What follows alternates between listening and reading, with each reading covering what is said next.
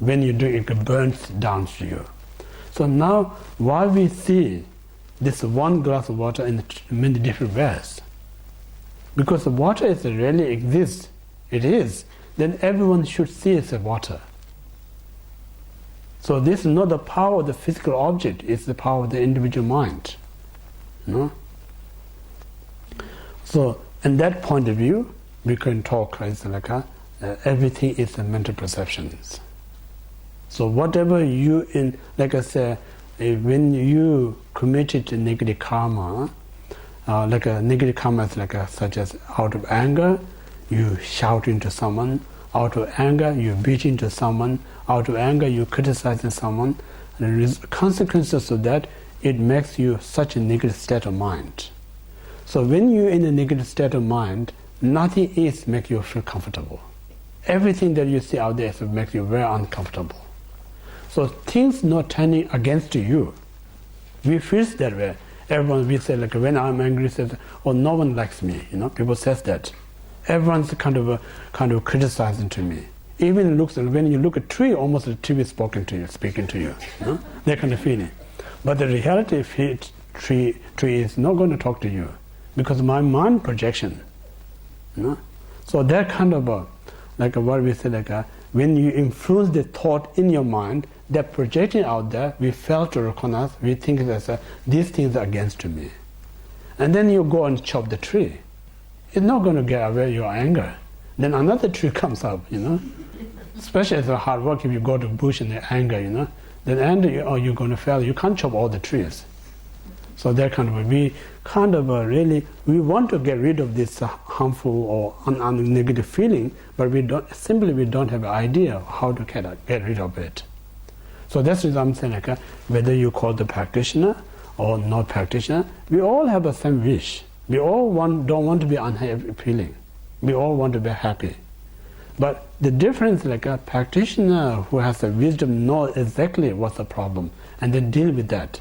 Non-practitioner doesn't know the real cause, then making more mistakes.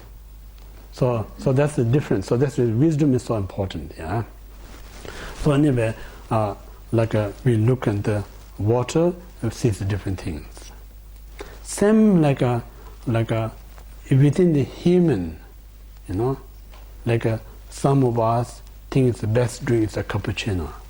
Some other things the best drink is just a green tea. Some of us we think it's jasmine tea. But the reality, like 90%, 99% is water. Yeah? Only maybe 1% we put one flavor, then we call the coffee, jasmine tea.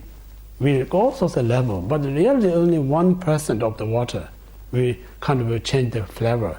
99% still is the water. But we don't call the water, we call the jasmine tea. No? So all this mental perception is not relevant. So the moment you put this jasmine tea, someone says, I had to drink this one, I'm not really enjoying this one. But then you put in a filter and put a new one, put another, your favorite, this all I like. Same water, just change the flavor. You know? So in this way, all this concept, you know, concept kind of really kind of does everything. Like our world is like our concept. You know? So in the Buddha said like how to make a better world, we say like the physical world you cannot make it a better place. It's impossible. We cannot fix. Only we can fix is our mind. When you fix the mind, for you it's a fix the world. You know? So that's the reason if you want to control the world, one person, impossible to control the world. If you look back in history, lots of people try to attempt to control the world, but no one succeeds. Genghis Khan, Hitler, Chairman Mao, and so many Roman Emperor or Greece, so many try to attempt to control the world. No one succeeds. Impossible. But only person who controls the world is the Buddha. When he controls his mind, for him is the world is perfect.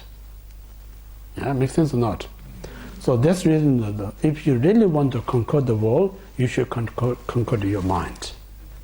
If you conquer your mind, you conquer the whole world. Yeah? So that's what we call that the karma things. Karma is to do with the mind. If there's no mind, there's no karma. Yeah? So karma is the action of the mind. Apart from the action of the mind, we don't count as a karma. So that karma is not created anything. Yeah? Because the other inanimate object has action, but those actions we don't call the karma. So karma must come from mind or thoughts. So that particular is we call the karma.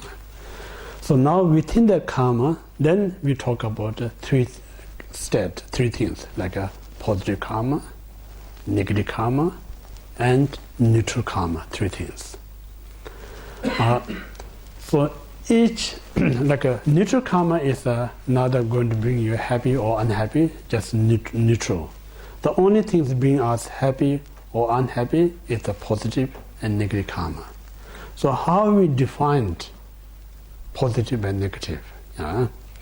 So how we define positive and negative is like the motivation or intention when you commit actions.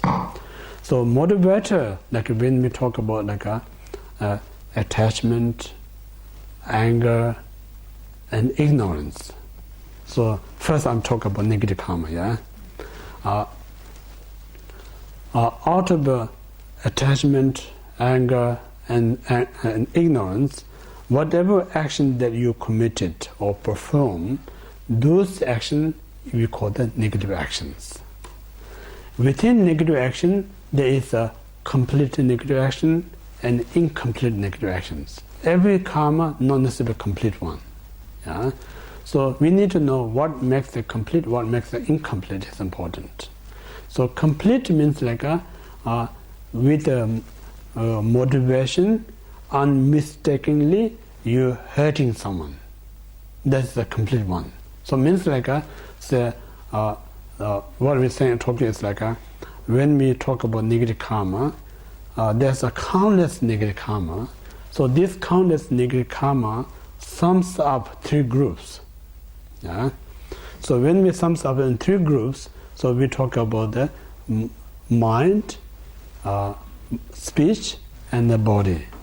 So mind, there's a three negative mind. So three negatives are like a coveting mind, harmful thoughts, and wrong view. So now coveting mind, what's a coveting mind? So, ownership. When you see something, you want that one for yourself, even though it's not belong to you. Yeah. So I say, for instance, for our modern example, say, I'm not not discriminating. I'm just giving an example. Why America attack Iraq? What idea? Where did this idea come from? If you think, it's a coveted mind. Because this is oil. Yeah. So wish I have that oil. So my nation going to be prosperity. That coveted mind, then put into action. That leads to the war. But in a war, like we are not kind of silly, we know. In war, what they're saying is like Saddam Hussein. I'm not kind of against it. I'm not a politician, but like we live in the democratic world. We need to kind of what do you call the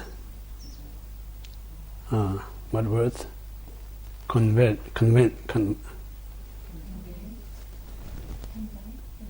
They all need to believe them. What do you call it? Convince. Convince. Yeah. In order to convince the world, then because I mentioned like a world live in fear. Yeah. Soon after the attack, the towers, we live in fear. So a very easy opportunity. Yeah, it's opportunity. So if you don't get rid of Saddam Hussein, they're going to send more terrorists and then attack more. Sometimes I think I'm like America, my family lives there, but somehow kind of a bit sneaky, I think. Whenever the problem in America, this is a world's problem. When someone else's problem, it's your problem. So it's not really kind of logical, It's not really fair. So sometimes even our own family have the same thing, One person who problem, this is the whole family's problem. Some selfish person. And when you have a problem, that person is your problem. We're not going to sort up. So it's a personality. We have that kind of, our individual society have that kind of person. Every family have that kind of person. Every country has that kind of person. So a person not clever enough, then they're easy to convince. That's right. Now you can do whatever you like. So reality is a covering mind, just to get oil, wealth. So that kind of causes a war. So that's in fact we call the coveting is a negative mind. Make sense? Yeah. Then second is like an ill thought. So that's easy. We don't need to comment. The moment you have an ill thought, harmful thought, whether it harms to other or not, you're going to do something. You're going to planning something to harm to other.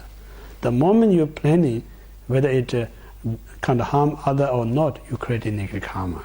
Means like I mentioned, when you're planning or doing something, that very negative is I mentioned like a negative tea bag.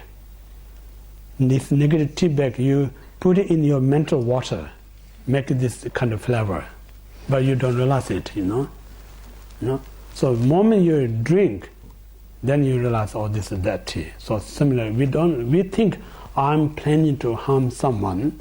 Before you harming other, actually harming to yourself.